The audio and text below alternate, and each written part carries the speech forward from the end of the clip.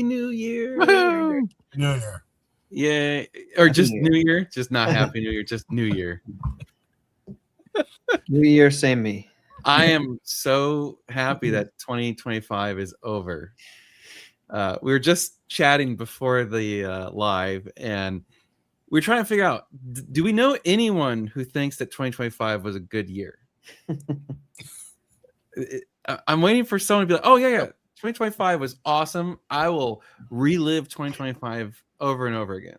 I mean, some good things happen, maybe, Sure. but Yeah. That's exactly what we said. Like, there was good moments, yeah. but overall, it just kind of seemed like a crappy year. Yeah. And then what high I highs, said, low lows. yeah, it's a lot of lows. What I said was it wasn't as bad as 2008, but just kind of felt like a general malaise or despair about it, overall.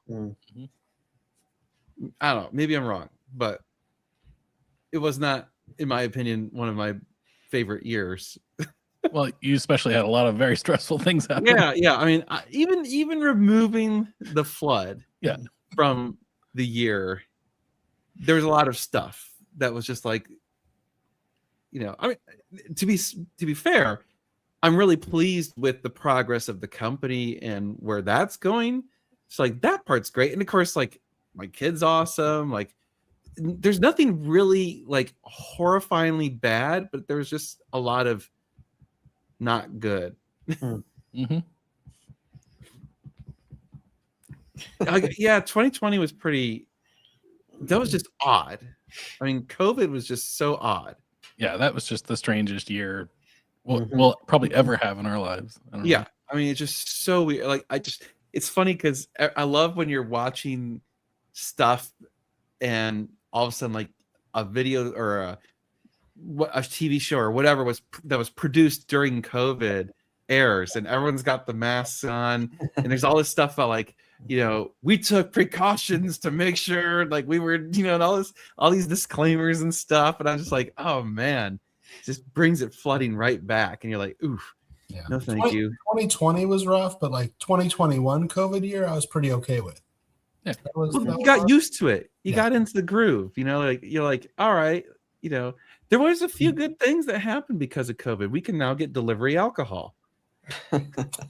That's very important. They codified that into law. It was like, oh, amazing how fast that law changed.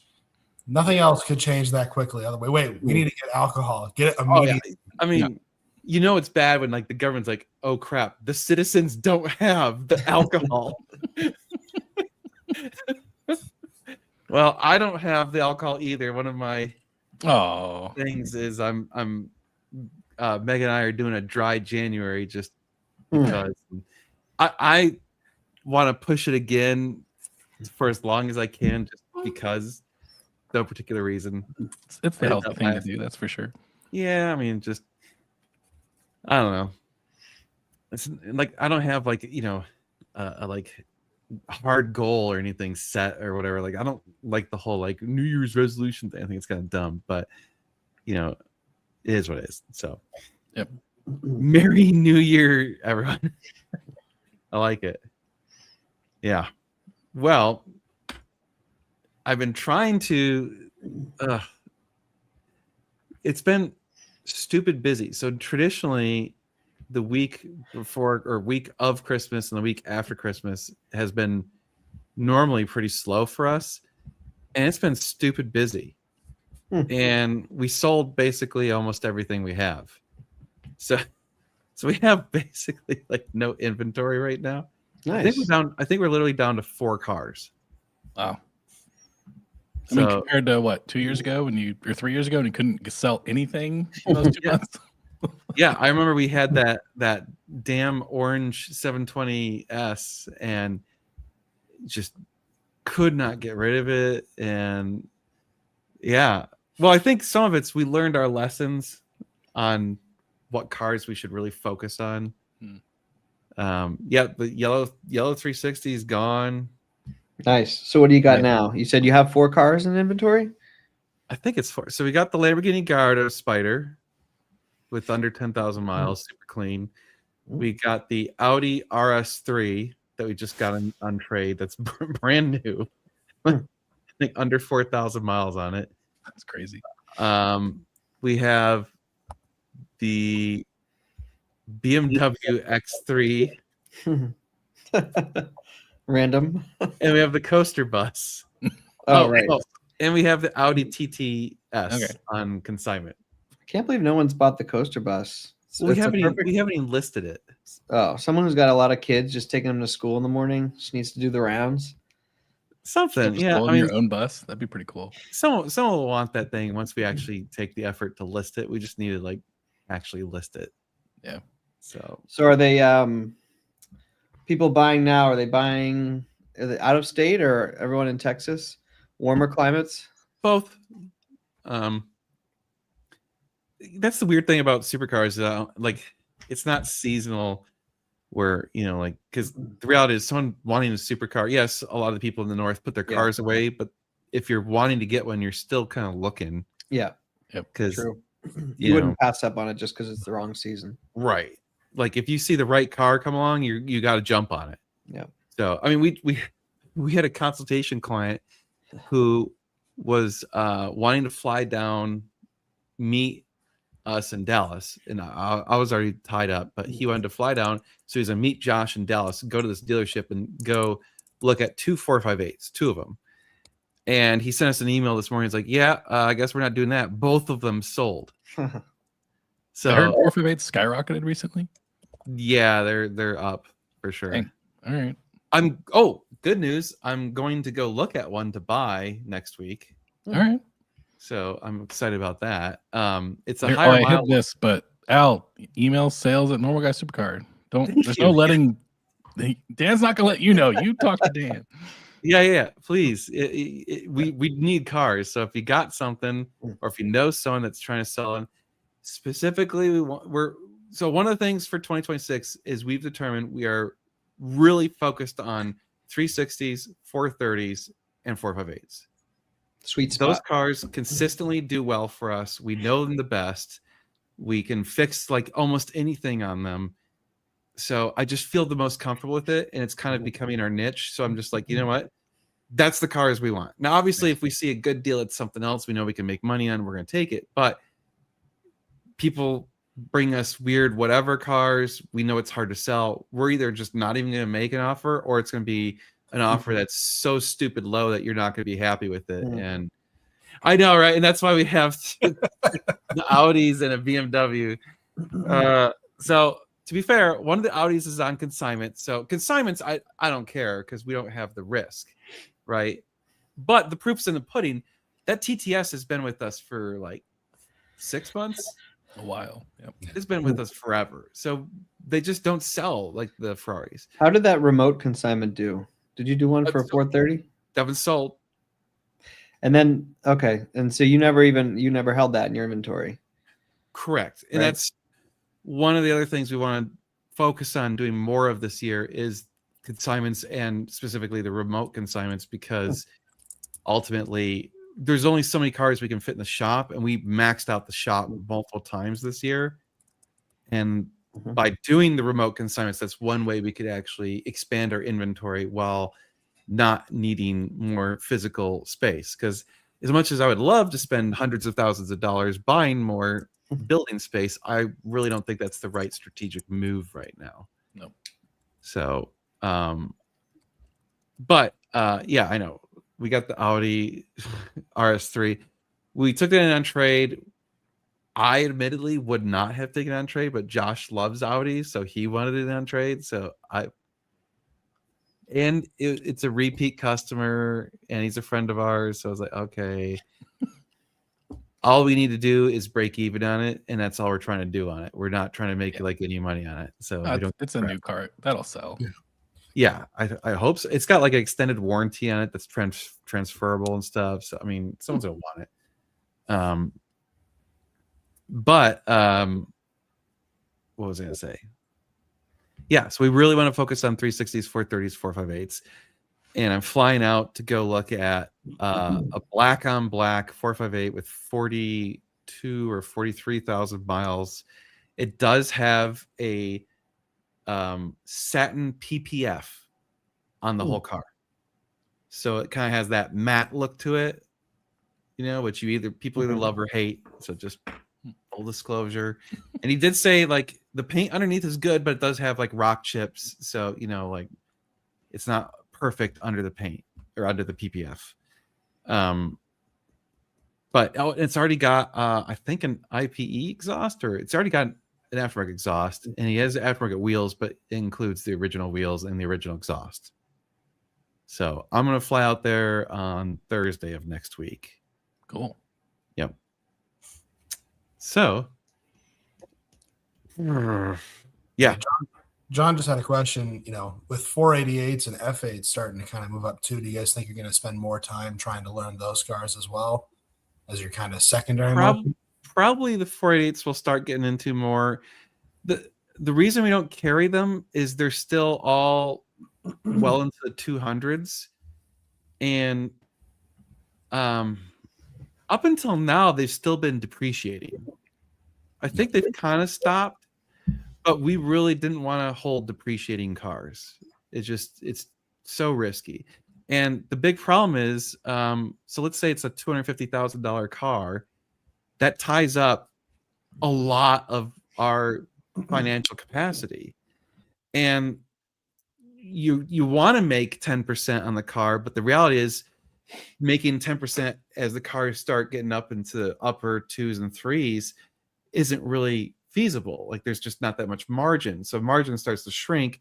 So it's kind of like I can buy 148 and maybe make close to 20 grand if I'm lucky, but probably more likely less than that. Or I can buy two 430s and make close to 10 grand each, but now I've got more opportunity, lower overhead, blah, blah, blah, so yeah. It's the 458 market is definitely getting pretty tight too. I mean, there's just so few cars, right? So it helps. I mean, I was pretty shocked just looking at numbers on Auto Trader, because I'm thinking about Spider RSs or whatever, and there's like 150 cars for sale.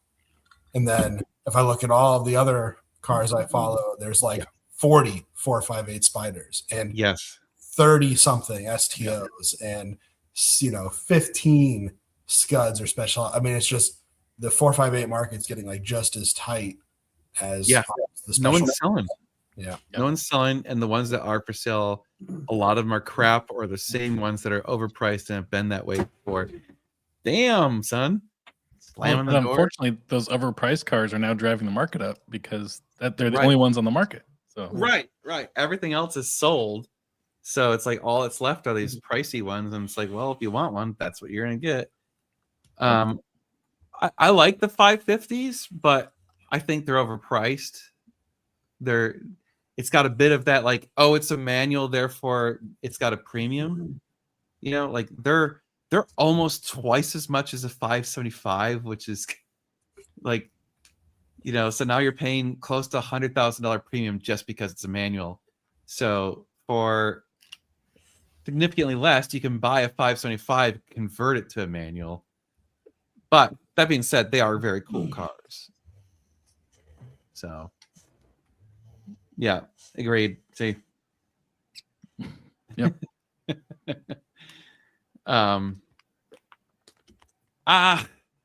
Yeah, I think the FFs have already bottomed out. They've already started coming back up. Like for a while, they actually were going below 100, and now they're back into the hundreds. So that's kind of a good segue to the. I lost it. Sorry. To what? Hi. To this question, which ones do you avoid? Hi. Hi. Hey, dude. Whichever's not going to make them money. Yeah, right. Yeah. For dealership, it's different than for owning one, right? Yeah. Can you take this to Mama? Thank you. That's a great question. I guess I could answer it in two ways, right? One as a dealer and one as a person, like as an owner. As a dealer, obviously, yeah, anything that's not going to make us money. So we don't like ones that are depreciating. So like I straight up will not buy like a 296, an SF90 Aroma, there's just no way. Or Portofino, hell no, none of those cars I would buy, because if I don't sell it in the next like week, I'm gonna lose my ass. Yep. Or unless I buy it for like so far below market that I've got room to spare, but it's just not worth it. Like, it's too much risk. As an individual, I don't know. I mean, because the problem is it's not a rational expense. Mm-hmm. It's like you could argue, oh, like the higher maintenance cars aren't good buys because you have to put more money into maintenance. But it's like, well, but if that's like the thing that really you always wanted and whatever, live your dream, like you're spend some money to have your dream achieved. I don't know. It's not necessarily a bad thing. I would probably avoid any of the currently high depreciation cars because I don't want to lose my, like, we have that Roma that we bought or did a pass through on for that client. Mm-hmm. And it had lost over $100,000 in less than a year. Dang. Wow. And I was like, just thinking about that, I'm like, I would murder someone if if I bought something and then it was worth less than $100,000 in a year. It's like, hell no. Yeah, that hurts. Not in the tax bracket where you don't notice that. Right? Yeah, I can't afford that. That's not in my. I get sad when I lose like $100. I'll be like, no. Yeah, it's Yeah, fun. right. The 296, right, is getting a lot of interest from people just generally because it's like, oh, they're starting to get below F8 prices.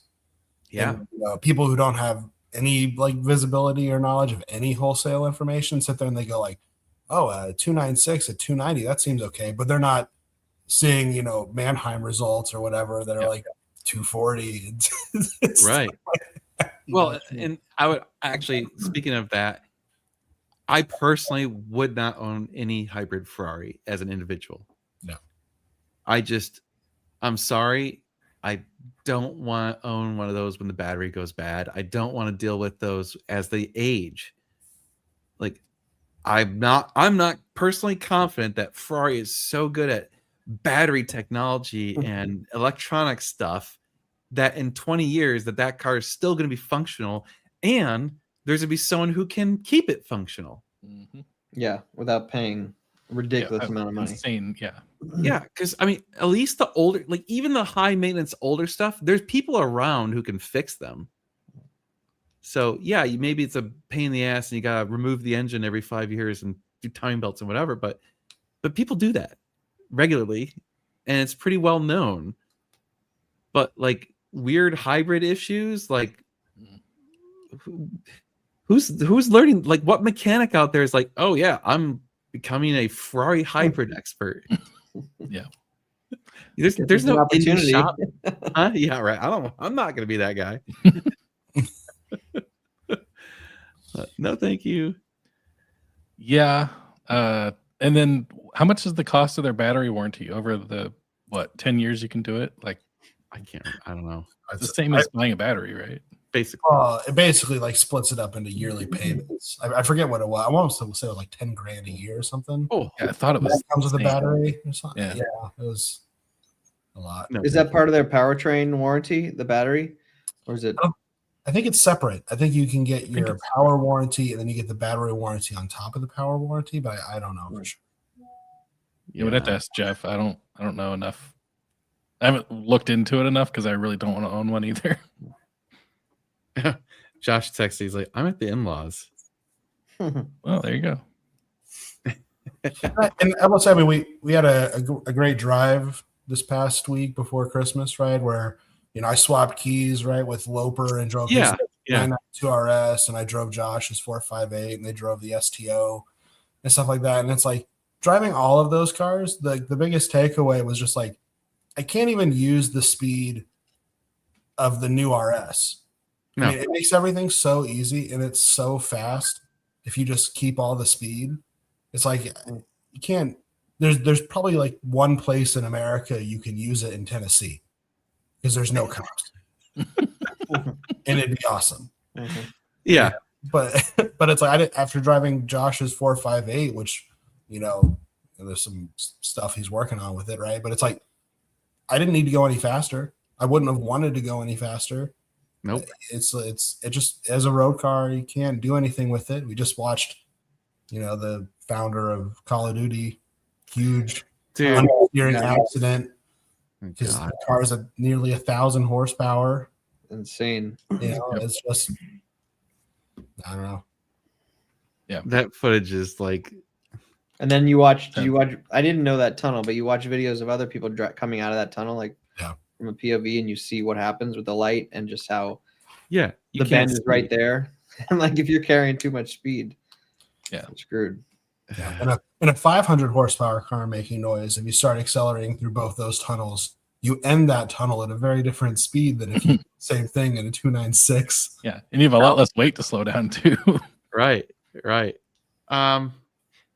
The Californias we don't really get because they're harder to sell. I don't know how many we've had, probably 5 or 6 over the years, and I think only one of them we lost money on, and the rest we all did okay.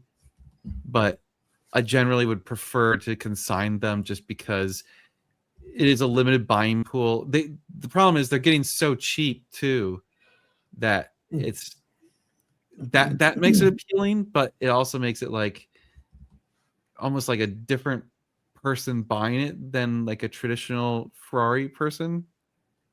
It's a little bit weird. They're kind of in this weird space that is, I don't know. It's hard to it's not like the normal Ferrari person's buying this car. It's a little bit different. Yeah. Oh God, the Amalfi. Yeah, I mean, hell no, I wouldn't buy that thing. What even is the MSRP for a new Amalfi? I'm sure it's got a 3 at least, right? It's got to, yeah. No, thank you. you. It was nice. It wasn't that nice. Yeah, that's. Oh man, and still Roma. So the SUVs. Oh God, yeah. I can't wait to see those be like $100,000. Are they coming down? I haven't really paid attention. Are they? Dropping? They're starting to. It's not. They're still new enough that Yeah. It's just a matter of time until there's 10,000 of them on the market, and then that's what's killing the 296. They overproduced that car. There's a boatload of them out there. I mean, every Ferrari dealership in the country has probably at least 5 for sale. What? 296? 296. Yep. Yeah. They just built the shit out of them, and like, it sounds stupid, but it's like they kind of went against their own mantra of like restricting who gets access to cars. And for that car, I feel like they're just like, anyone can buy it. Yeah. And I think it's actually really harmful for the car. But two possibilities. One, either no one was buying it, so therefore they're like, anyone can buy it.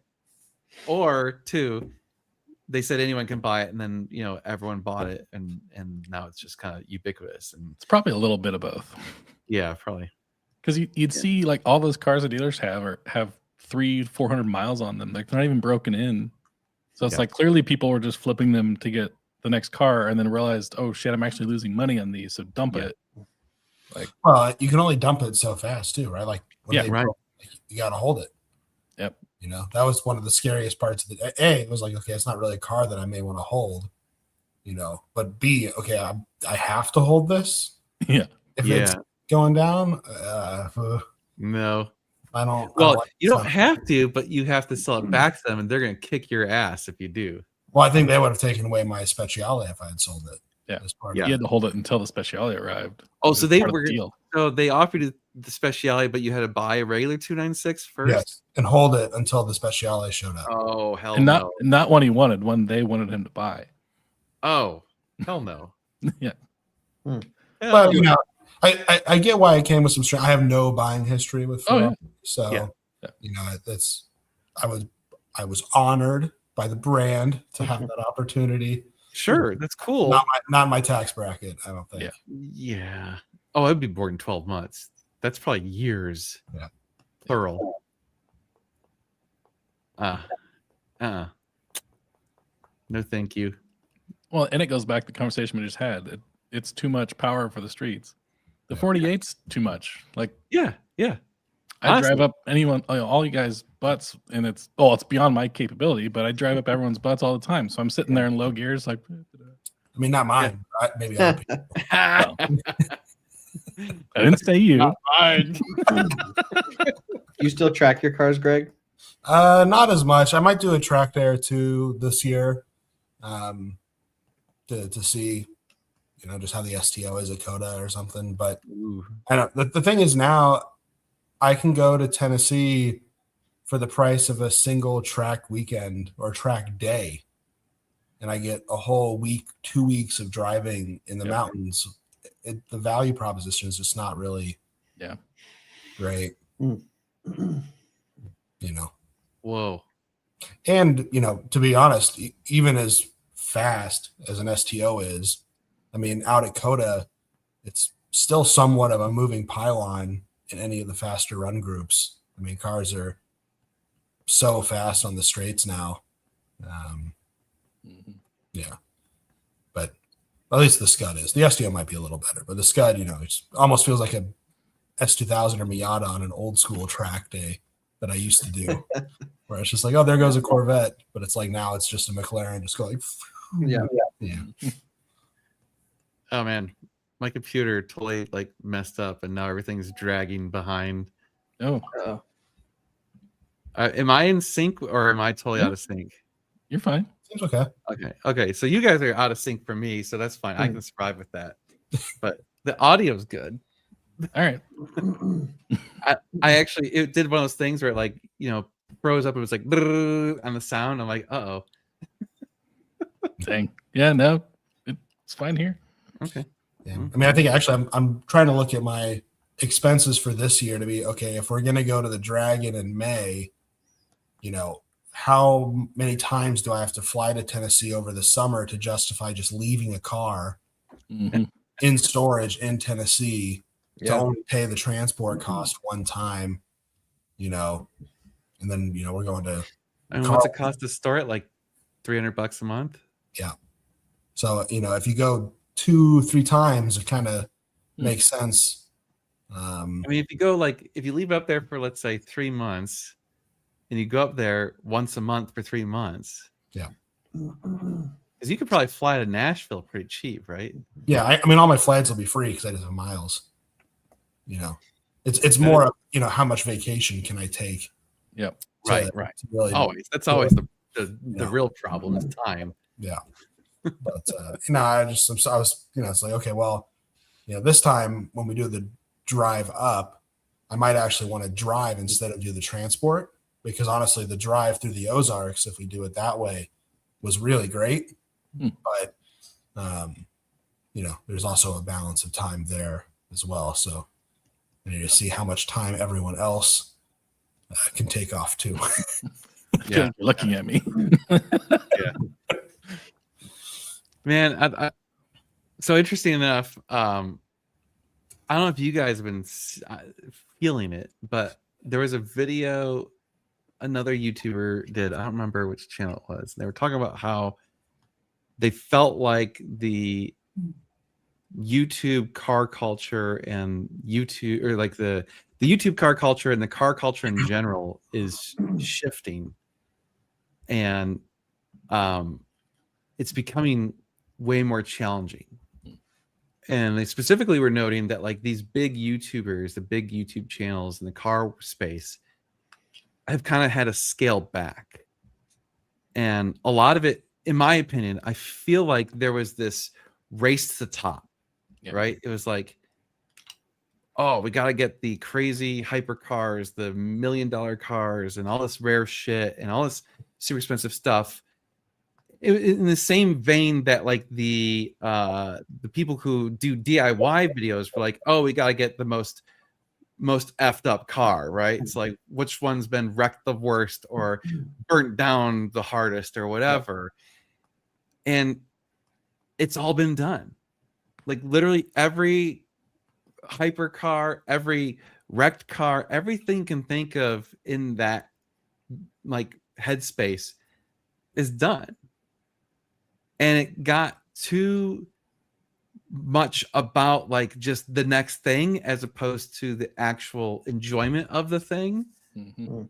And so I feel like there's this like, and to be fair, I'm not completely innocent in this either, right? Like it's become my business.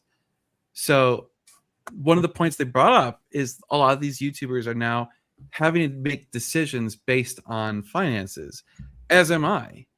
You know, so like I've made conscious decisions. Like I don't swear anywhere near as much as I used to. If you look at my old videos, Oh yeah.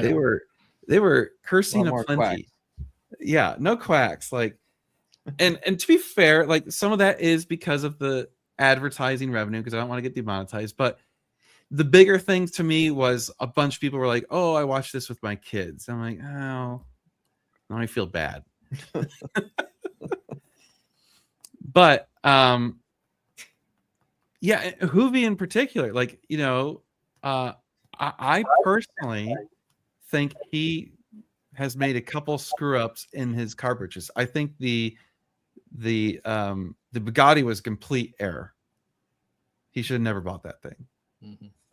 And I'm going to forward predict that his Mercedes SL is an awful buy. Why? Because no one cared about the Bugatti at that time. It had already been done, and it Yeah. just didn't have the luster or the appeal. Well, and it's just so far removed from the normal people's reality. Yeah, it's when it's so unattainable, you can't care about it, and it's like there's not even that much content to do with Right. it. They can't do too many mods because then they run into problems. And like, I don't ever want to watch somebody's video about their Koenigsegg. I don't care. It's Right. so I literally don't Yeah. watch videos about Koenigsegg's or any car over $1 million. I don't watch because I don't care, because I'm never going to own one. Mhm. I say that. So relatability, is that where the what it's coming back to, or did I that think that's part video- of it. Okay. I mean, and that's one of the things I've thought about is but Can't read it. I know that. Oh, is. Uh, what is this? I can't read it. This is Dan's cycle so- from ChatGPT. Yep. Trying to buy the next thing. it's a good cycle to be in. Yeah. All right. Nice. Thanks. Yeah. But I mean, Now, the GT40, great example. Complete screw up. Should have You? never ever bought that car. Why? Oh, it absolutely was awful for the channel. Oh, for your channel.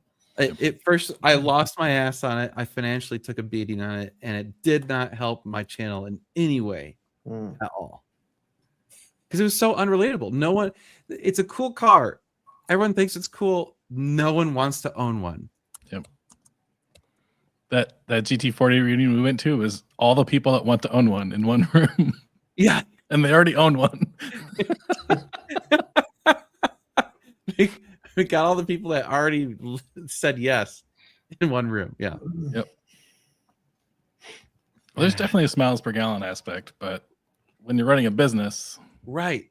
Yeah. That is a car that if I was not doing the YouTube channel and I was just doing my own thing, I would have never sold it. I would keep that car forever because it's so enjoyable, so much fun to drive. But that's not where I'm at in my life. That's not what I'm trying to do with my money. That's not what I'm trying to do with my business. So it's the wrong car. you can always get another one. You can always probably get that one. Actually, the buyer's like, yeah, if you ever want it back, just call me and I'll sell it to you. I'm like, Yeah. okay. nice. I'll add another circle on my diagram. The flywheel inside the flywheel. Yeah. Well, the funny thing is, I won't be buying that car back, I think, ever. It just maybe if I'm like old and retired, but that's probably it. You should write this down. January 1st, 2026.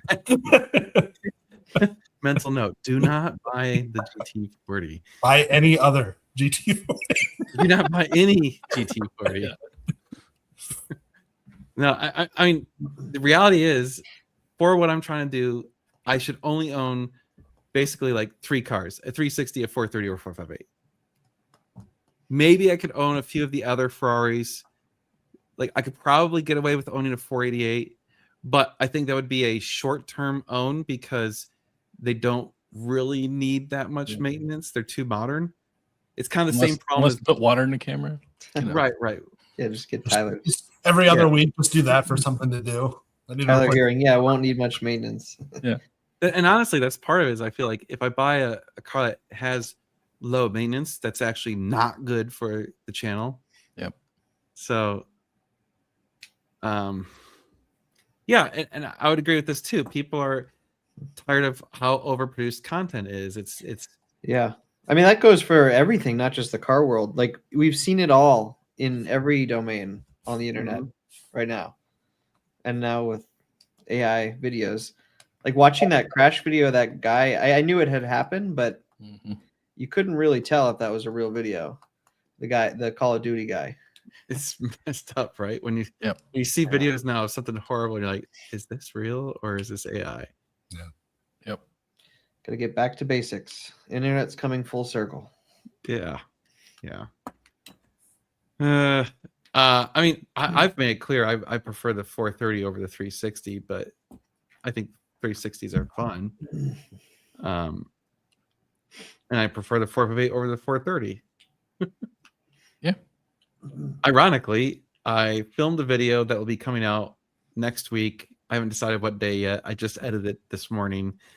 I did my top 11 favorite cars I've ever driven. Ooh, okay. So that was actually a comment-driven video. Someone cool. in the comments was like, "Hey, you've driven a lot of cars now. Which ones are your favorite ones you've driven?" I'm like, that's a really good question. I've never really sat there and analyzed it. Did you stack rank them like 1, 2, 3 or ABC? No, I did. I started at 11 and went 11 to my favorite. Nice. All right. Nice. 11 to 1. Cool. I did 11 because it goes to 11. Yeah, you got it. That was part of it. It also was literally like I was having a hard time eliminating one or two of them, and like I was like, I'll just do 11. Did you exclude any based on like exclusivity or the shortness of the drive, like the F40 or anything like that? You count the No. I did it purely based on cars I've driven. Okay. So I have to have driven the car in order for me to rank it. All right. Sucks the F40 didn't make the list. That's a real shame. How do you know? Just feeling. Just, F40 is terrible. Nobody likes it. Just Okay. Yeah. gotta get those out now. I'm not gonna say whether or not it's in the list. Yeah, say you've driven one. Yeah, I have. I sometimes forget that. Dude, that's the funny thing is I actually sat there and I'm like I could probably list off the Ferrari models I haven't driven faster than the models I have driven. Yep. I'm pretty much anything pre-80 I haven't really driven, and then after into the 80s and later, the only one I really haven't driven is a 328. You haven't driven a Challenge Stradale, have you? No. Okay, I haven't driven a CS. Yeah. That's a good point. And I haven't driven. Actually, I haven't driven a 550. I've driven the 575 and whatever. I haven't driven. I haven't driven a Amalfi, but I mean, whatever. It's just a Roma. Completely different. I haven't driven a Portofino, but I've driven Nicali T. Yep. So I love it. Yeah, there is no trunk in the F40. There's like a whatever you call it, like a space underneath the clamshell. There's a satchel area. Well, it's like got like some mechanical stuff there, and I guess maybe you could put something there, a bag that's very small. If scuds are still 300, buy them now. You're gonna see. Yeah. Seriously, Especially Canadian. Yeah, you're gonna see the U.S. market's about to get a jump this week when the one car on DuPont goes, and it's not even a carbon package car, but it's like 17,000 mile, but good. It's like the first good spec red with gold wheels car to go with a clean Carfax in quite a while. Ooh, it's gonna bring some money. So yeah, but I mean, like I said, non-carbon package, so it's still not even going to be top of the market. It's got miles, but I think that might drive some numbers up. Man, 300K in Canadian would be pretty tempting to buy an import. Yeah. Definitely. The Scud, I will tell you this: the Scud made the list for sure. Number 12. Honorable mention. It's okay. I was going to ask you after this was done if you wanted to drive the STO tomorrow. So if we do, then you can do an amended list. Oh yeah. That'll be part of the requirement. Is if it makes the list, you'll have to film a 5 Do one second. of those, quick edit from 5 your second desk. edit at the end. Yeah. Whoa. Hold the video there. I just drove There- Greg. I will tell you this: there is a Lamborghini on the list. One, Wow. just one. Then this would definitely make the list because this is definitely better than whatever. Yeah, whatever else you've driven. This is better. Yeah, probably. Yeah, 100. Oh, it's definitely a better car than any other Lamborghini that I've driven. I'm sure. Yeah, only real notable Lamborghini I have not driven is actually two of them. I have not driven an Aventador, and I have not driven the Countach. Any Aventador or just like a SVJ or something? Any Aventador. Hmm. Yeah. Yep, haven't had the honor of driving one of those yet. Yeah. But driven almost every McLaren. None of the only I haven't driven the 765 or the 675. I would like to drive a 675. I want to try a 675, and I haven't driven the Artura or whatever. That's who cares? Yeah, I don't really care about that car. The Amalfi McLaren. Yeah, Yeah, I don't know. Every once in a while, I'll start getting into like lap times and numbers every now and then. And I'll be like, oh yeah, maybe I should swap something for like a 765 or whatever. And I'm like, no, what am I doing? I don't care. don't do it. But Do it, Don't- Greg. Come on. Don't do it. no, Don't You do want a Dragon car or a Coda car? no. Well, I don't know. That's a good. That's a good point right there. But Keith, no, that's not a BMW back there. It's a green Quadrifoglio Alfa Romeo. Yeah, throw that up for. I got to replace my M flag with an Alpha flag. I just haven't gotten Oh, around. yeah, there you go. Oh yeah. Good point. You can just tell by the wheel. Yeah. It's just- Now that I've officially abandoned BMW because the Alpha is so much better. there it is. Now I can really tell. Nice. It is probably one of the few cars actually because I discovered that Cooper's Barbecue in Lano actually sells pizza today, which I had no idea. So I went on a spontaneous drive up to like San Saba and then down to Cooper's to scout out some roads and stuff like that to get their pizza. But as I was like leaving my neighborhood, I get this in the supercars all the time, but like this kid had like on a bicycle had his like jaw completely dropped as like the Alpha Really? going like, what is that? Pretty funny. I was Really? like, yeah, I was like, nobody knows what it is. It's just so obscure. And it's green and shiny. You know? Green, shiny. Yeah. Yeah. It is a very interesting color. Like it's really cool. And it stands out a lot. Pretty much bought the car for the color. Yeah. It is a cool color. And the carbon pack. Come on. Don't short sell yourself, Greg. Yeah, well, the seats are nice, but Yeah. Yeah. it is funny though because again, looking at like market numbers, it's like they made the Quadrifoglio, since 2017 or whatever. But if you like look at all of the post facelift cars, like 2020 to now, there's also only like 40 on the market.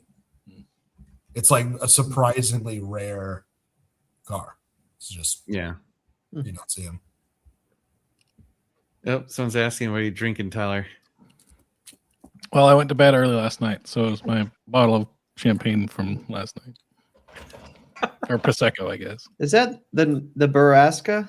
Yeah. Yep. Oh my in-laws just that was a gift that someone gave just at Christmas. I saw it. Nice. 2 bottles. Nice. They're from Nebraska, so I was calling it the Nebraska. Never. Well, the Fry Club Christmas party, they had an Italian Prosecco that was really good, and I can't find it for the life of me. So that was the closest thing I could. I mean, we briefly discussed the Dragon. We didn't necessarily talk specifically about the next trip to the Dragon. Yep. Greg did.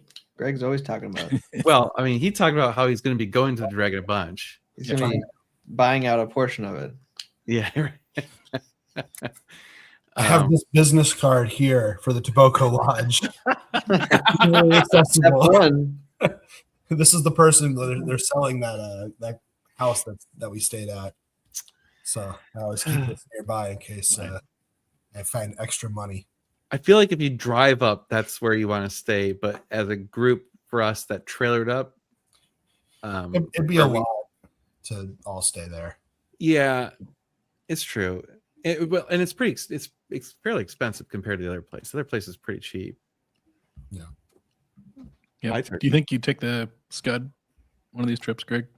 I would really like to. We'll just have to see, how it works out. The thing is, the Huracan's so good there, Yeah. and it is really nice to just be able to drive without like any worry and drive as hard as you want. Yeah. So I don't know, but I would really like to. I think it'd be awesome. Little man looks tired. Dude, we let him stay up till midnight for the New Year last night, and it messed him up. Yep. That's one thing we're learning with our kid. Like, don't mess up the routine. No, that You can was avoid it. in hindsight, awful idea. Absolutely awful. Not worth it because he didn't care. Yeah. We're like, Happy New Year. And he's like, yeah, I don't care. No, I didn't even make it. Like 11. I was like, all right, I'm done. Screw this. I'm going to bed. I started falling asleep at 11. I was like, Yeah. oh man, and then yeah. I got a 3-hour grounds tour of O'Hare the night before, Oh yeah, I saw that. sitting in that snowstorm. So Because of the ice. I didn't get home to bed till 2 a.m. Oh man. on the 30th. Yeah. Well, I guess on the 31st, but Yeah, I did see I'm so glad I didn't travel over Christmas this year because Mhm. man, it looked like a cluster yep. everywhere. It was just not good. I was trying to be smart, so I flew through Denver on the way there, and then through Chicago on the way home, thinking good weather will go west to east. No, it didn't work that way. Bad weather came from Canada. So, Well, in Denver, you got lucky you didn't catch it the other day because they had that crazy wind. yep. And Denver, which usually, they usually can handle weather, but man, they were screwed that day. Yeah, wind, they can't handle anything. So No. yeah, I've been stuck in Denver too many times to want to be stuck there again. And it's like, Yeah. oh, do Chicago. Nope. Yeah. See, I Yep. having lived in Michigan for the most part of my early life, I know you never do a connection in O'Hare in the winter. Yeah, I know. I was trying to outsmart myself and I failed. Yeah, or in Thanksgiving, we had a connection there last year at Thanksgiving, and getting off the plane, they called for last boarding call for our connection flight, and we had to sprint across the airport, Oh, probably a good half mile, and it triggered this whole trimester of asthma with my wife when she was pregnant. It was a bad idea in hindsight. It's the worst thing we could have done. yep. Well, after driving around the whole airport, they were like, we've got 10 minutes left before we have to time out on fuel and go back to the gate. Oh. And then all of a sudden, my brother was watching Flight Aware. And he's like, all of a sudden, you guys were just pushed to the front of the line and took off. I was like, all right, good. Thank God. Ugh. Yeah, I'm not really worried, but next week I have a lot of flights. I have 6 flights next week, so I'm like, hopefully it goes well. How's the Austin airport? Are they keeping it in check? Is it growing too fast? Growing. They're supposed to be opening that new area that they just were working on for the last I don't know how many centuries. 3 years. Yeah. And then they finally got approval or something to start building the new terminal, but they said that won't be ready until mid 2030s. Wow. So we have another Their decade. Of Ground's stuff. torn up. Like they're working on it. So Yeah. Is that like you have to drive to it, like the South Terminal? No, it's supposed to be like a underground tram or something. Yep. I think they said it was like $2 billion. that's more than that, I think. Oh, is it up more than that Yeah. now? Okay. The new parking garage is getting done though. They need to. It's so packed. It's Well, so. it's because they're going to tear down the red garage. Oh, they are? Yeah, because the terminal is gonna expand that way north as well. Oh, Yeah. so like the blue garage will become the red garage, and then the Yep, and then New- the yellow garage will be the new blue garage. Yeah. oh, well, that actually will be better. Hmm. Okay. I think so. Oh, I It's dude, gonna be a mess for a while, but no I used to love- kidding, right? What I used to love parking in the economy lot when it was like $7 a day. Is it Yep. still? no, What is it now? I think it's 13 or 15. 13. Okay. Yeah. well, There's no point. I won't park in the open lots in Austin because there's too high risk of hail in the spring. yeah, So- we never got hit, luckily. I'm like, nope. Yeah. Yep. I've got Wednesday, Thursday, Friday of next week are gonna be interesting. But one small ray of hope in all of it, I was like, okay, so I was supposed to just go up to St. Louis and back to go look at or do the fuel pumps on that on the remote consignment car. That was the original goal. And then I saw this 458 and got an e-handshake deal on that. So I need to go out to San Francisco. And there is like nothing to get from St. Louis to San Francisco. Mm. So you got to connect somewhere. Yep. So I could connect, like the logical path is head west, right? Head towards where you want to go. Yep. So I was looking at like connecting in Salt Lake City, connecting in Minneapolis during the winter. Not as a little bit of risk. Yeah. Well, it was the same. Like it literally was 10 minutes longer to connect back in Atlanta. So I was like, all right, I'll just connect back in Atlanta. Well, one of the flights actually is on a 767 with the lie flats. Oh, sweet. So I'm like, and the upgrade was only like, I don't know, like $200. I'm like, yeah. Nice. So That'd be I'm gonna cool. be laying my ass asleep. Hell yeah. So that's, I guess, the only highlight of that trip. I'll actually be able Nice. to get some real sleep on a plane. Is that Delta? Mm-hmm. Yeah, that's all. That's literally all I'm flying now. I am refusing to fly anything else, just because. Smart. The only catch is I will fly American to visit my parents just because it's direct. But only when I'm traveling with Meg and the little man, because if I'm flying alone, like I'm actually flying alone back to Phoenix for Barrett Jackson in January, and I'm taking Delta and connecting in Salt Lake because I was in LA. I'm connecting one of the legs in LA, and then on the way back I connect in Salt Lake because I'm like, screw this. I don't like American that much. Oh, yeah. Don't blame you. Don't blame you. They have screwed me so bad. Ugh, Yep. no. But yeah. So I'm working on trying to get all of our books closed and everything, and planning. We have actually we formed an advisory board, so we're trying to like get the company to be legit and have like outside influence on it, on making good decisions and stuff. So I'm cautiously optimistic that that's going to help really make 26 go better, make the company improve, have us make better decisions, try and like having other people look at what we're doing without the horse blinders. And I can see it now. I already know what's going to happen, right? It's going to be ugly because people are going to be like, what the hell's this? Yeah. Why did you do that? Get Dan out of there? Vote him out. Well, good news about that. It's an advisory board, not a binding board. So Okay. they can't. Even if they could, I technically have the majority share. So like if the board voted to like eliminate me, I could veto that and eliminate the board. Yeah.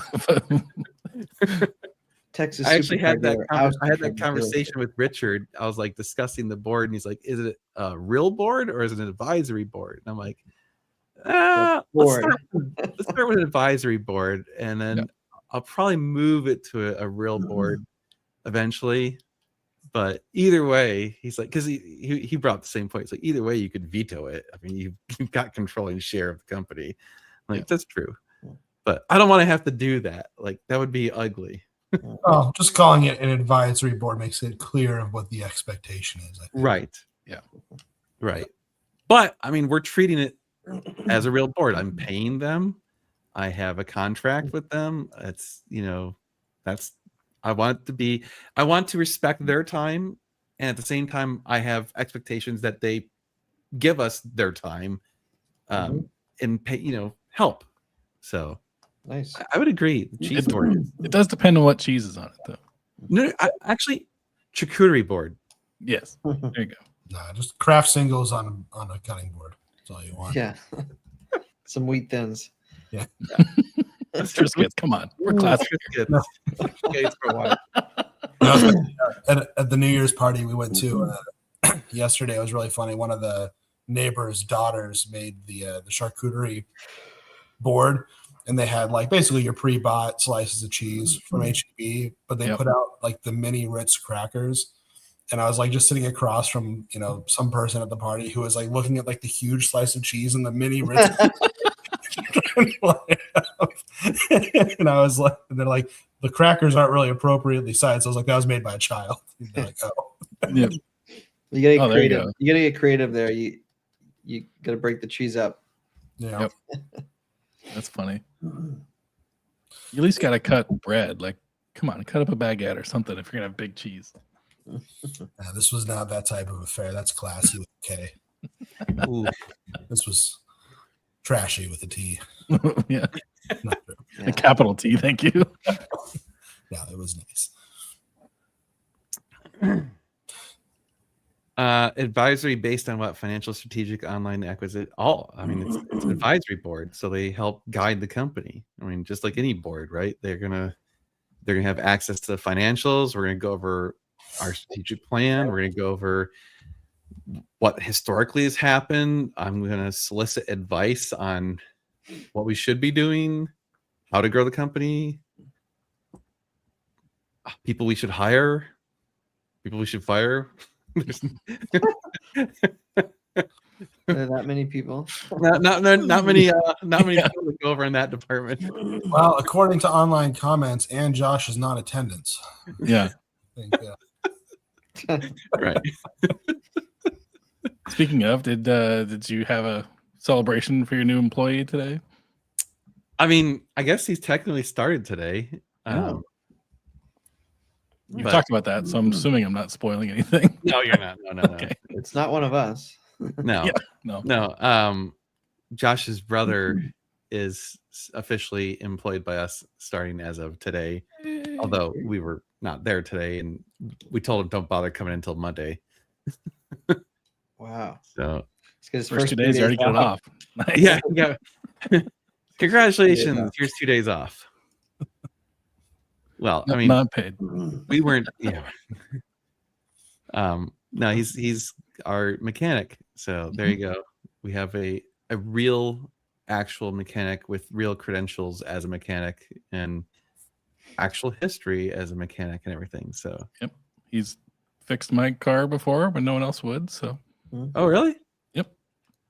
Your SUV? yeah, there was the passenger side rear suspension would click when it would articulate. And every Land Rover dealer was like, oh, it's just stuff in your car. I was like, there's nothing in the car. It can't be my stuff.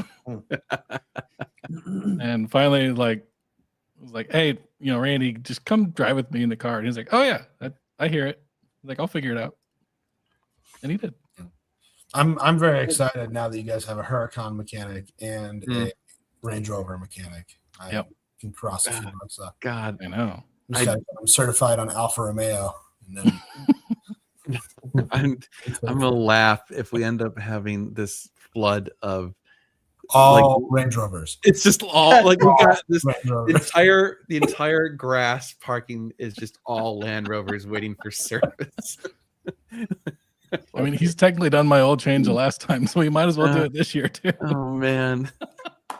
it was funny because we're joking. We're like, should we let people know because it could open the floodgates and be a problem? Is that where he comes from? Yeah, Is that his background? yeah. His mean, most I recent think job. it seems like a pretty good way to keep him busy. Yeah, I mean, I'm not opposed to it if it's all billable hours, as long as it's making us a margin. I just don't want to like occupy him to where he has no time to work on the stuff we prefer to work on. Yeah. Well, he's got things to learn with the Ferraris too, right? Yeah, yeah. And yes, of course he has a giant snap-on toolbox. It's like a requirement, right? Like yeah, actually we unloaded that earlier this week and it was massive and extraordinarily heavy. So yeah. Hugh, I'm fairly certain they would pay anyone to take a franchise at this point because no one's buying those pieces of junk. Tyler, you can tell Really? he loves them. Mm-hmm. I can what? You can tell that you love the Ineos cars. Oh, they're just not good cars. They look cool. It's what the Defender should look like, but Crappy build quality. Yep.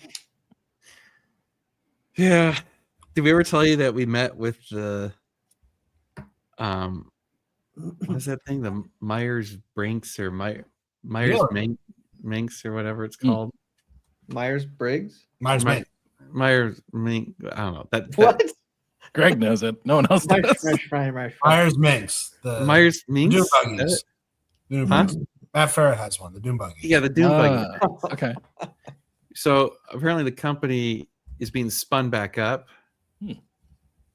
And like the guy who's trying to spin it up like reached out to us and they wanted to see if we were interested in becoming like one of their franchisees or something. I don't know.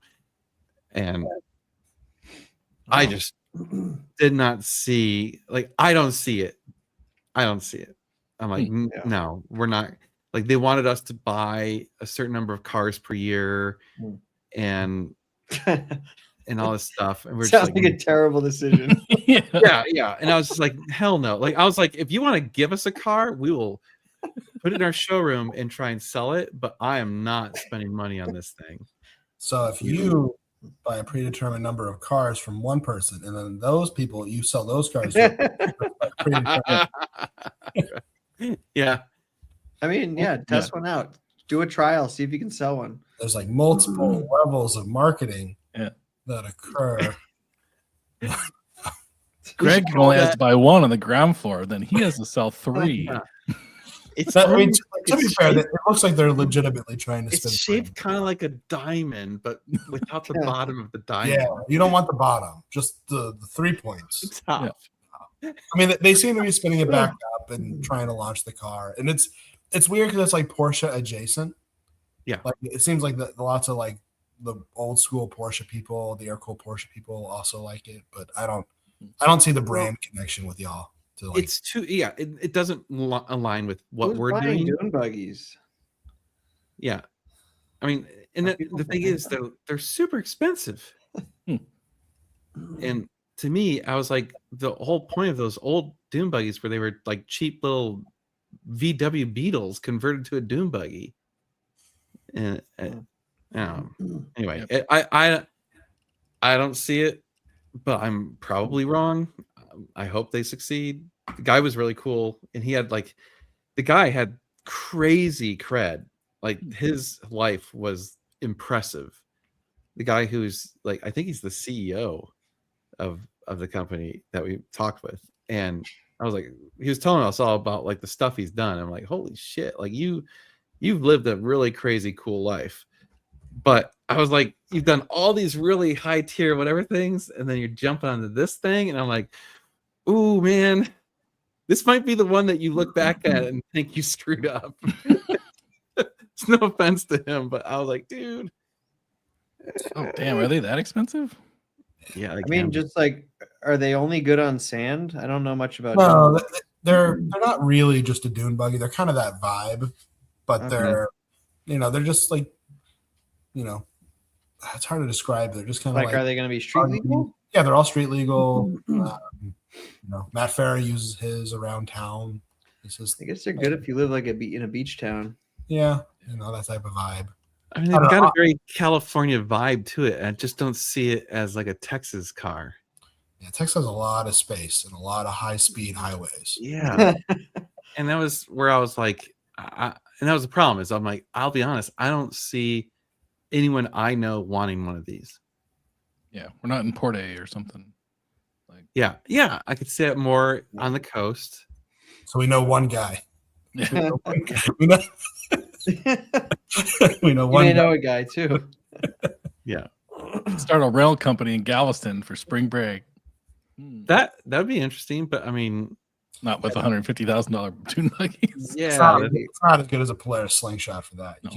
can't. I beat mean, that for- honestly, well, and that's the thing. I could be totally wrong because I hate those things, and a lot of people like those things. So, It's true. but I'm unwilling to tie up my capital on that bet. Yeah. As you shouldn't. Right. You're already talking about 48 being too much. Yeah. Why do it on something that has no selling Well, and that was history? the other funny thing is the margin wasn't even 10% that they give us. Jeez. So I'm like, you're an idiot. Like, why would I?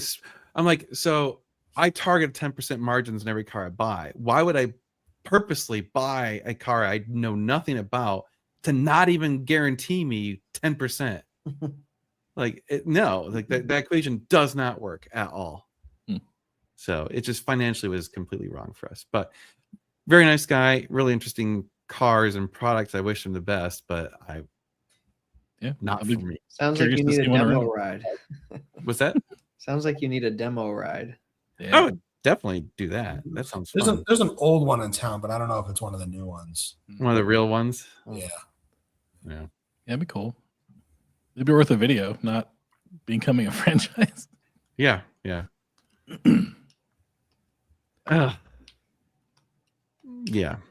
So, I don't even know how the hell we got talking about that. I don't know. I don't know either. Yeah. Oh, it was Hugh. It's Hugh's fault. That's why. Was it? He was talking about NES franchises. Oh yeah, various franchises. Yeah. That's what it was. Gotcha. Yeah, I mean, they have a lot of novelty. It's just, I don't know. It's a lot of money to part for novelty. Mm, It again reminds me of like Ariel Atom days for me. mm. It's like, okay, you're going pretty deep into niche products, having to front up cash for niche products. Yeah. Yeah. I don't know who Vince Zampella is. He was The the Call of Duty Call guy. of Duty guy who passed away, unfortunately. The guy. What? Oh, The guy who crashed the 296 and passed away. oh, that was his name. Yeah. Okay. I've watched interviews with him for video game stuff, but I do not know him. I don't play the video games, so Yeah, this was 10 years ago. But yeah. I've literally never played Call of Duty. No idea. Me neither. you're not missing anything. No, I actually distinctly remember sometime during slightly after college, I told myself, I'm like, I am not going to play video games at all. I just find them, no, not that I'm saying anyone shouldn't, but I'm just like, they are the ultimate way to waste time. Like, they're so addictive and fun that lose all productivity. Well, so you enjoy them if you Sure, play them? Okay. Yeah, why would? Because I don't even think I enjoy it. I have no desire to. I played as a kid, but I have no Yeah, desire I to mean, play. I never was into it as much as a lot of these people. I mean, I was, of the like Doom and Quake era, Yeah. original, games. but no, I didn't. I've never actually played Dungeons and Dragons. I don't even know how to play it. So, no, I just You basically do every day when you wrench on a 430. don't. Roll the dice, see if that Roll head's the gonna dice. break. Please don't break. Oh shit. Will my Edith work today? Yeah. Like, oh god. Oh man. Yeah. That was like during my college education for software, I was like, I do not want to get into the game space. Like, it just seems like awful for Yep. programmers. Like, I just feel like they treat programmers like shit, and it's like you're just slaves to the game, you know. Like, and so I was like, nope, not doing that. So, Yep. You still use the sim a lot, Gabe? Oh yeah, Okay. see, you're playing games. Yeah, you that's play games. it's not a game though. It's definitely a game. It's a tool. Game. It's a game. It's definitely, It depends. No, it's not. it's definitely It's not a game. It depends on how you treat it. There you Look, go. it can have real world applications too. I get it. I play lots of games, so No, if you're running iRacing or something, if you're using it as a tool, I mean, it's crazy how good it. Dan's like, no, I can show up to a track. I went to VIR. My first laps at VIR were in the middle of an endurance race, and I knew the track Yeah. after the sim. Like, I'm not saying it's not you. Yeah, you can learn things from games. It doesn't mean that it's still not a game. it's a tool. Uh-huh. I love it. just wait till you get somebody really angry in your not game on Monza. Are Turn pilots playing a game when they're doing the simulator? No, Yeah. because those are real simulators where like the plane moves. Well, and- It's racers also are, a game. That's It's all game tech it's though. also a game. Yeah. no, because there was another guy on my team who had an Xbox. He learned he used that to learn the track, and he Nice. didn't know it as well. So Like, that was a game. they definitely work. I don't argue that, but I don't know. It's a game. It's okay. I like games. It's fine. Not a game. All right, share I like, game. I like that now. I've discovered this point of contention. I know, right? You send him a birthday present, like happy game day or something. Happy gaming. I'll get you like a month of Xbox Game Pass. Yeah. Oh man, I'm so out of the loop. Like I don't know anything about anything trendy or whatever. Like, so, man, It's amazing how good the Sims are right now. I mean, Yeah. I've heard that. I want to try one. They sound really fun. I just we should do a day at one of the kind of Sim centers. Now that there's a few that have popped up here, like by the Howard. There's one on Cool. either end of the road by the Howard. Yep. Sims Really? are, Too. Yeah. do they have any in Boston? They have an F1 arcade, and I tried it, but I hated it because it's geared. Yeah, I mean, I guess the Sim Center is different if it's more geared towards like enthusiasts, but the F1 arcade is geared towards just regular people. Yeah. And the hardware was really nice. You know, the monitors, the cockpits, the wheelbases, everything. But the software was calibrated so awfully. That was a game. Like that was Yeah. felt like you were playing a racing game. Yeah. So when you try other people's Sims, a lot like they really have to be dialed to your liking in order for you to enjoy it.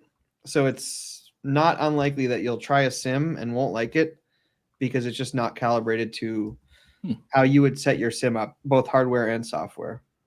Interesting. Makes sense. I see that. I know iRacing is classified as a racing customer at work, not games. So Mm. that tells you anything.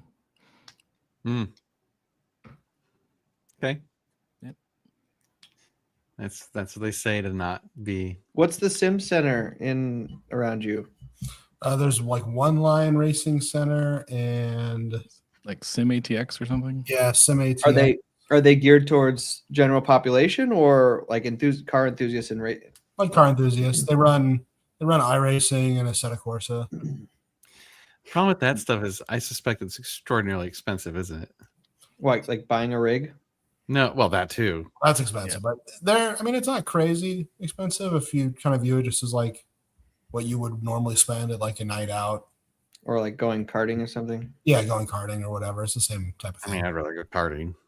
I would rather use a full motion sim than go karting because most carts aren't really good racing carts that you can go Yeah. rent. So like a full motion sim is more fun to me than that. Yeah. The rental carts are geared towards just general public. Hmm. Greg, Yeah, I guess that's true. did you guys? Am I still here? Yep. Yeah. Oh, I'm losing something. Oh, your connections. Can you confirm, is iRacing a sim or a game? Can you hear us? It's a tool. Well, it's a sim, yeah. Yeah. Sim tool. Okay. Everyone's frozen, but I can hear you guys. Now you're in the same boat as me. Then I'm not even looking at them anymore because it's so out of sync. Oh, that- really? That's Yeah. crazy. All right. Yeah. Hey, we actually had a somewhat positive comment from Twitch. That's a That first. is that might be the first real commenter from Twitch. Yeah. Too. And it wasn't talking about the male pattern baldness progression either. So No, and it wasn't like, oh, hey, like penis pills or whatever. It's Mhm. like a legitimate. Yeah. Wow. All right. Well, I'd like to talk to you guys about Blue Chew. yeah. Yeah. Well, to be fair, he's only made one comment. He might make another comment. I'd be like, We've acknowledged him now. that was just the "don't ban me" comment. Now it's time to really. Yeah. Come watch my stream, streamboo.com. Dude, my connection is getting so much worse. Oh, you still look fine. Sound good. Oh, didn't you get your Google? Oh, yeah. It's my first stream on Google Fiber. How is it? That's great. I'm jealous. The Spectrum lady was so pissed. Oh, dude. She's just like, what plan and price are you getting? I have to ask to put it in the thing. I was like, here. She's like, no one needs that speed. I was like, well, it's cheaper than your shit. So yes, I do. No one needs that speed. That's what she the told me. worst argument I've ever. Everyone told me. No one needs that. It's the dumbest statement ever. Yeah. Hey, would you like fast internet or faster internet? Yeah. I can offer you slower internet for more money. Oh my god. Stupid people. Yep. Ugh. No one needs that kind of power. Right. I was like, I don't think you're supposed to be having this conversation with me right now, but okay. Man. Just turn off my service, please. I just feel like I'm Jeez. talking to myself now because I can't see any of you. Wow. You can always try leaving and coming back. Sometimes it fixes it. I just always get worried that as the host, if I leave, I think it screws it up. Mm. All right. So I don't want to We'll leave. discover that the numbers of this live go up and just go crazy when you leave. And then I mean, great. Then I'll never be in it again. I mean, You get your Thursday nights back. you'd save me so much time. the board of advisors has spoken. That'd be great. Oh my god, what a dream come true. That would be amazing if I didn't have to be in videos anymore. I would love that. Obviously, the business is going to pivot to something Yeah. completely unrelated to anything. We've decided that launching an AI tool for business is a more effective use Yeah. of our time. Oh man. Yeah, we'll see. So I do know for sure we gotta have to decide on hires and stuff. Like I feel like that's gotta be immediate. All right, let's see if Gabe's fixed. Better? Let's try. Good for now. Yeah. All right. Oh, I Nice. connected to a hotspot, but then I went back to Wi-Fi. I think the Wi-Fi just glitched. Mm. So Anyways. for Hugh's question for 26, what's everybody most excited about car-wise for 26? Mm. Or for the business in your case, Dan? Well, I mean, we kind of told you the basic plan is like 360s, 430s, 458s, remote consignments, more service. Now we have a full-time real mechanic, so obviously we want to make a huge push on service. Let's utilize him because I'm paying him whether or not we have cars in the shop, so I need to find cars to go into the shop. Yep. So that's part of the kicking ass. I think if we can get more cars in service, if we can focus on the right cars, if we can expand with these remote consignments, all of that's going to grow the business, which is exciting to me. And then like the big thing that we'll have to discuss during the board meeting is, can we afford this? But I think it's necessary, and I guess I don't mind talking about it because whatever, like it is what it is. I've come to the mindset that I think I have to hire someone to help me with YouTube and with social media. So, in a couple ways. One, like I need someone to help film some content, to help edit some content, to help be in content. So like Josh isn't going to be that person. Josh is not, he doesn't want to be in video. Like I don't expect him to be in video. That's not why we partnered together. So I think trying to shove him in video is not a good use of his time. Right? I need someone who's got a personality that can be in videos, that's someone that people are going to like and hopefully become a co-host, so to speak. And I'd like it to be where we produce content that's Dan content, this person content, and then both of us content. And so that can amplify how much total content we produce, and it also gives people an opportunity to find our channel through a person that's not me, because there are people out there who probably do not want to watch me, who for whatever reason do not like me or do not like my content, but might like this other person's content. So that opens it up. And if they don't like that person, they like me, well, then they can watch my content. So they don't have to watch both. But then if we have both on the channel, it expands our potential audience, potentially like doubling our audience, right? Like let's say they're as effective as I am in the long run. That's also like, and this sounds like, this is more like way out there dreaming, is the only way I can ever get this business to be a position where I can retire is to not be the face of the company in the long run. Like obviously I am right now, but or you're just the face and you're not having to do any other work. Well, that would be acceptable too, because then at least I have time to have a life. But doing everything I'm trying to do at the same time, it's impossible. So yeah, you need right now you need the smaller tasks taken off so you can multiply your business, and it comes a point where you can then do the menial tasks like making videos and not have to work as hard. Yeah. Right. And it's like one or the other. I can't continue to do all. Yep. So if we, and that's something where I want the board to discuss it and really figure out makes the most sense. I think it makes more sense to bring on another personality for content. But the board might say, no, that's a dumb idea. You're the person.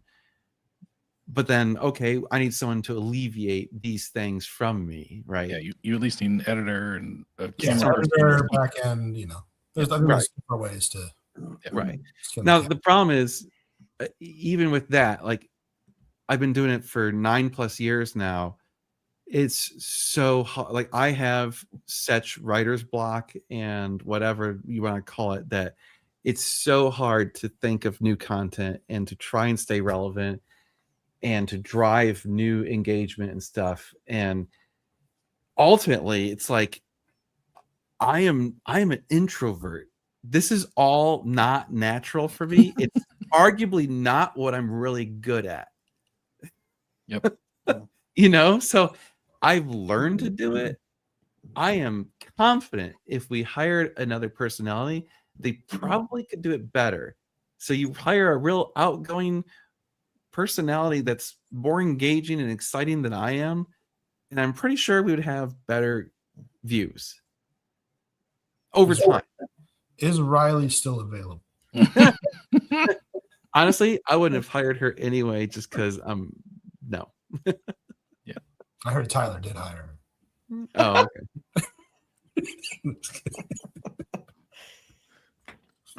Cite your sources, Greg. Cite your sources. That's what I tell AI all day at work. Cite your sources. Yeah, right. Cite your sources. ChatGPT told me. Yeah. So those are some of the things I think that, like, if we say that that's the right strategy, is to hire a second personality or whatever, that is a very long-term plan. And so it's extraordinarily expensive. Mm-hmm. It's going to cost us a crap ton of money. It's got a long ramp up time. and it's not going to produce for potentially years, right? Like so it's a long-term game on that one, and that's where it's like, oh shit, this is going to hurt, because we're going to have to bring on someone, pay them a bunch of money, and they are not going to make a return on investment initially for a while. In fact, it may even hurt the channel initially. Like it's entirely possible. Like that's the thing about YouTube. tanking. 90,000, 80,000. Yeah. Right? YouTube wants their plaque back. Yeah. Mail that shit back to us. I mean, I will say personally, I think if we can get Nick down to Austin, that would be great. Yeah, he's It not going won't. to move his He has family. like another No. job. I offered that. But you It know, ain't gonna happen. yeah. I think Blue Origin has an office in Texas, but it's not in Austin. So. Yeah. Well, either way, he's got his own plan. Yeah, He wants to do his own thing. He's not interested in participating in someone else's plan. So we have to destroy his plan.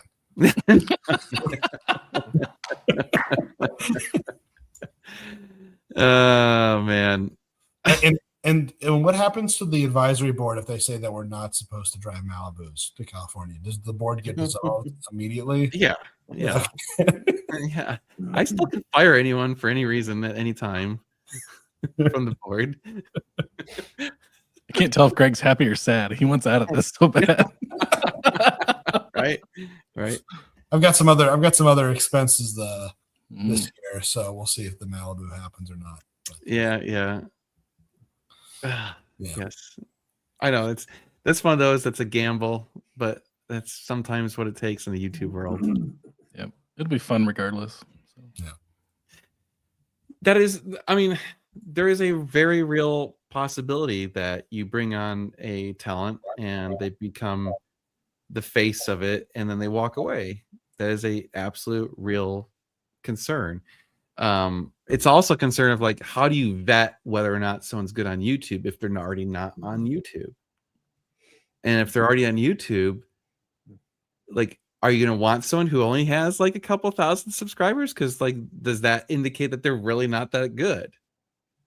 And so if they have hundreds of thousands of subscribers, well, then why are they going to want to come over to us? You know, so it's a really, really challenging thing. And that's where, I mean, even if we say, okay, that's what we're doing, let's hire someone, it could take us a long, long time to find that person. Because the other thing is they have to get along like really well and have a natural synergy with me, because we're going to be doing content together. So that's like, I mean, there's probably way more people I dislike than like. So, yeah. Yep. And well, it's about finding the decision that's not, being cheap now, where you could be taking risks now and making more money later. It's like, what do you do? So. Yeah.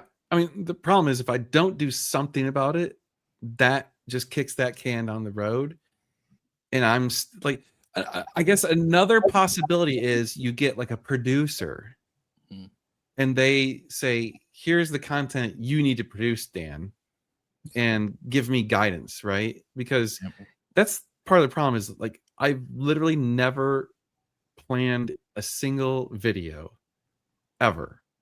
I've never pre-plotted a like the most I've ever done is on videos where I have like this top 11 video. I wrote down the top 11 things on my cell phone so I wouldn't forget. There you go. That's like the furthest I've ever gone on any video is maybe a bullet point list of things I wanted to talk about. I've never scripted anything. I've never pre-plotted anything. We've never refilmed anything. I barely ever even do retakes unless it's on something like the intro or the outro. Like if I screw up those, okay, I want to get those right. But like in the middle of talking, if I stutter or stumble on words, I'll just correct myself and just kind of keep going. So that's a hard skill to learn too. Oh God, to to that's part of the funny thing is like I've done it enough now where I know how to film and talk in a way to make it easier for me to edit myself. Yep. So if I stumble or have to restate something, I know exactly where to restart that conversation. Yeah. I need the supercar blondie of Austin. Rob, Freddie, and Tubi have female sidekicks. She's also an author, and we know her. Oh no, really? Uh, Or is that the person you want him to hire? Yeah, I don't know. It's too easy to lie. No. uh, Oh no. I think producer and editor seems like an interesting route. it's potentially an interesting route. But we'll Yeah, I see don't know. what it says. We'll see. Yeah, I mean, it's almost certainly an easier hire. Oh yeah. Yeah. You know, because there's definitely going to be editors and producers that are talented people that can, I'm sure, improve our content and tell me what to do better. But I that's still long term means I never can retire, or the day I retire, the company probably needs to be sold. Yep. Oh, that's true. We did script the Officer for Dan. That's true. Okay. Yeah. I guess I did that though. Dan didn't. So That's true. I have never scripted a video. that's funny. Uh, Speaking of There that, you one go. of these days I need to remake the intro to this. We need a Oh. 2026 update. honestly, I probably need a new intro for the channel too. Mm. It's been a while. Well, anyway, You could have people vote on it. Ooh, Yeah. There you go. Be interesting. well, Happy New Year. It's past 9:30. Thank you all. It's Ossifer, not officer. It's Ossifer Dan. Yeah. You gotta get that right. Well, appreciate everyone for joining us. First one of the year, many to come. Next week may not have a live because I'll be potentially flying and or on the road. I don't know yet. So I'm going to say it's a low probability of a live next week. We'll just have to see. I don't know. I got to look at my schedule. I haven't looked enough at it in detail. But that's it for now. So new video on Saturday, and I don't know what. Do you guys have a preference on what day of the weekdays would make more sense to publish? Like like the non-vlog videos. I'm thinking Do it. maybe Do a Monday? YouTube poll. Do a YouTube poll. I could do that. Get people to answer. Because we're losing people. You said we're leaving. So. Yeah, we're already leaving. All right, we'll see you guys later. All right. Bye. Later.